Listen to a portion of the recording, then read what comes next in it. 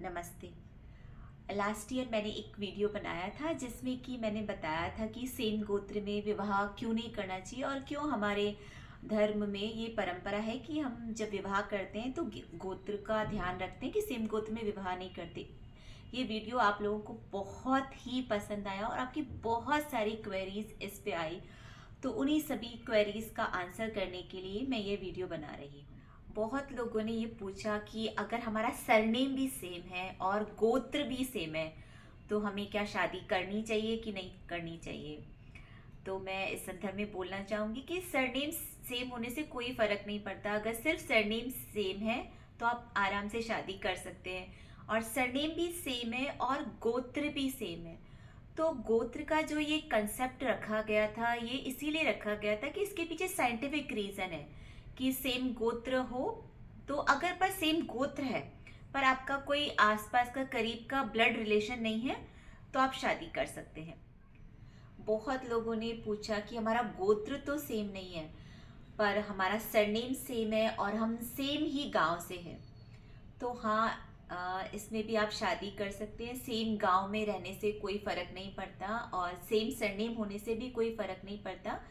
हमारे जो पूर्वजों ने ये नियम बनाया था सेम गोत्र का, ये इसलिए बनाया था कि बस आपका ब्लड रिलेशन नहीं होना चाहिए, पास का करीबी खून का रिश्ता नहीं होना चाहिए, ताकि आपकी जो भावी संतानें हैं वो स्वस्थ हो और बुद्धिमान हो। एक दर्शक ने मुझसे पूछा था कि जो कि एक लड़की थी, कि क्या वो अपने से ऊंचे गोत्र के या नीचे गोत्र के लड़के से विवाह कर सकती है। तो हाँ, आप कर सकते हैं। हमारे हमारे धर्म में हमारे एंसेस्टर्स ने जो गोत्र का नियम बनाया था, ये कोई ऊंच नीच का या जात पात का भेदभाव उत्पन्न करने के लिए नहीं बनाया था। इस नियम के पीछे का साइंटिफिक रीजन था जो कि सेपरेशन ऑफ जीन्स से जुड़ा है, ना कि किसी प्रकार का कोई भेदभाव उत्पन्न करना है। एक दो दर्शकों ने पूछा कि क्या हम अपना पार्टनर, जो है हमारा पार्टनर है वो हमारी दादी या नानी के सेम गोत्र से है तो क्या हम उससे शादी कर सकते हैं। हाँ, हम कर सकते हैं। जो ये गोत्र की जो परंपरा थी, इसके पीछे मेन कारण ये था कि जो एक्स और वाई क्रोमोसोम है वो जितने दूर के होते हैं उतना ही जो संतान होती है वो बहुत बुद्धिमान स्वस्थ होती है। क्योंकि कई बीमारियां जो होती हैं वो वंशानुगत होती है, जीन्स से एक जीन से दूसरे जीन्स में जाती, इसीलिए ये अवॉइड किया जाता है कि आपके जो पास के जो रक्त संबंध है उनसे आप विवाह करते हैं तो उन बीमारियों के होने की संभावना भी बढ़ जाती है।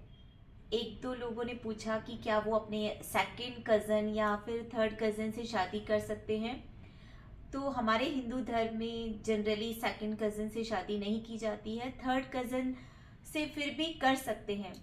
मुझे लगता है कि जो ये नियम बनाए गए थे ये सिर्फ इसीलिए बनाए गए थे कि बस आने वाली जो हमारी पीढ़ी हो वो स्वस्थ और बुद्धिमान हो। इनका उद्देश्य ये नहीं था कि दो प्यार करने वालों को प्यार करने से रोका जाए या उनको जीवन साथी बनने से रोका जाए। फिर भी जहाँ तक मेरी समझ है, मैं यही कहना चाहूँगी कि इन मामलों में हमें बहुत ही धैर्यपूर्वक, विवेक से और समझदारी से काम में लेना चाहिए। सबको ही, जो विवाह करने जा रहे हैं उनको भी और जो माता पिता हैं उनको भी बहुत सोच समझ के इस नियम के पीछे के कारण जानने चाहिए, इनका उद्देश्य जानना चाहिए, तभी किसी फैसले पर पहुंचना चाहिए।